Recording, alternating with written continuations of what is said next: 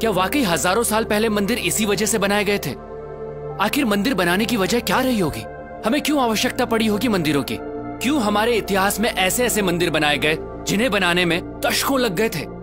दोस्तों, divine power को और इंटेंसिफाई रूप में पाने के लिए मंदिर बनाया गया। इसे यूं समझिए, जिस तरह साउंड वेव्स को कैच करने के लिए सेलफोन चाहिए, ठीक उसी तरह डिवाइन पावर को उसकी नेचुरल इंटेंसिटी में कैच करने के लिए चाहिए एक पावरफुल टूल, जो है मंदिर। एक तरह से यूं समझिए, कॉस्मिक कनेक्शन के लिए बनाए गए पावरफुल टूल है मंदिर।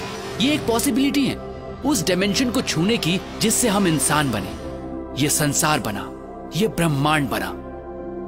और ब्रह्मांड में दूसरे आयामों से कनेक्शन बैठाने के लिए हमारे पूर्वजों ने न सिर्फ मंदिरों में डिवाइन स्ट्रक्चर स्थापित किए, बल्कि उन्हें कॉन्सिक्रेट यानी प्राण प्रतिष्ठित भी किया। प्राण प्रतिष्ठा मतलब मूर्तियों में जान आ जाना नहीं होता है दोस्तों, ये प्राण एनर्जी की तरह प्रतिष्ठित किए जाते हैं।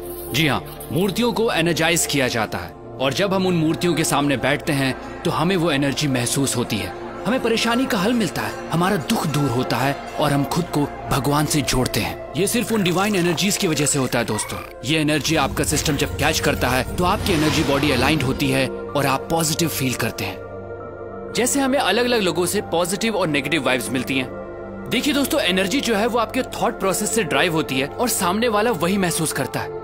ठीक उसी तरह जब हम प्राचीन मंदिरों में जाते हैं तो हमें वहाँ की पॉजिटिव वाइब्स महसूस होती है। अगर आप अपनी एनर्जी के प्रति सेंसिटिव होंगे तो आप ये जरूर महसूस कर पाएंगे। कई मंदिरों की एनर्जी ऐसी होती है कि आप अपने आंसू नहीं रोक पाते, आप इमोशनल हो जाते हैं। हो सकता है आप गिल्ट महसूस करें उस काम के लिए जो आपको गलत लगता है। ऐसी जगह आपको मेल्ट करती हैं, आपको लाइट करती हैं, आपको हल्कापन महसूस कराती हैं। दोस्तों, प्राचीन मंदिर ऐसे एनर्जी सेंटर्स थे जो इंसान की डीप ट्रांसफॉर्मेशन के लिए बनाए गए थे। तभी तो मंदिरों में जाने से पहले नहाया जाता था, ताकि आपकी बॉडी उस एनर्जी के लिए और रिसेप्टिव बने। मंदिर कॉस्मोस के साथ अपना कनेक्शन बैठाने की जगह के तौर पर बने थे, जहां आंख बंद करके ब्रह्मांड के आयामों से जुड़ा जाता था। तभी तो आज भी जब हम मंदिर जाते हैं तो कुछ देर आंख बंद करके जरूर बैठते हैं। आप इस दुनिया में कब आए, कब जाएंगे, क्या खाते हैं, क्या कमाते हैं, इससे कोई फर्क नहीं पड़ता। आपको जीवन में कभी ना कभी सोर्स ऑफ क्रिएशन से जुड़ने की जरूरत जरूर महसूस होगी। आप उस एनर्जी को महसूस करना चाहेंगे जिससे आप बने। मंदिर उस मार्ग का द्वार है। हम ये नहीं कहते कि सिर्फ मंदिर जाकर ही ये संभव है दोस्तों। अगर आपके घर में मंदिर जैसा एनवायरनमेंट है, कॉन्सिक्रेटेड मूर्ति है, तो आप कॉस्मोस के साथ अपने कनेक्शन को और स्ट्रॉन्ग कर सकते हैं। हमें जितना हो सके इस एनर्जी के पास रहना चाहिए, प्राण प्रतिष्ठित स्थानों पर जाना चाहिए। खासकर 14 साल से कम उम्र वाले बच्चे अगर कॉन्सिक्रेटेड स्पेसेस पर रेगुलरली जाते हैं तो उनकी एडोलेसेंस प्रॉब्लम्स बहुत हद तक अपने आप रिजॉल्व हो जाती हैं। दोस्तों, मंदिर या कहिए कॉन्सिक्रेटेड स्पेसेस उस डायमेंशन से जुड़ने का द्वार है जहां से हमारी उत्पत्ति हुई है। ये एक तरह की टेक्नोलॉजी है जिससे हमारा एनर्जी सिस्टम ऐसे अलाइंड होता है कि हमारा जीवन को देखने का नजरिया ही बदल जाता है। तो अगली बार जब भी किसी मंदिर में जाएं तो वहां की प्राण प्रतिष्ठित मूर्ति और उस कॉन्सिक्रेटेड स्पेस की एनर्जी को अपनी एनर्जी सिस्टम से एक होता जरूर महसूस कीजिएगा।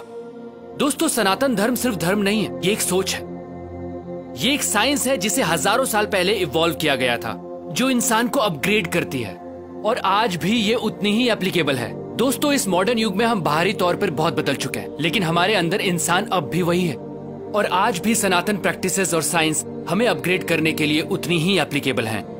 सनातन सोच के माध्यम से मैं ऐसी ही चीजें, ऐसी ही साइंस आप तक पहुंचाता रहूंगा। दोस्तों, अगर आपके दिमाग में भी ऐसी कुछ प्रैक्टिसेस हैं, साइंस हैं, तो आप मुझसे जरूर शेयर कीजिएगा, क्योंकि हमें लगता है इस वक्त वर्तमान में सनातन सोच की आवश्यकता है, क्योंकि यही हमारा भूत है और यही हमारा भविष्य।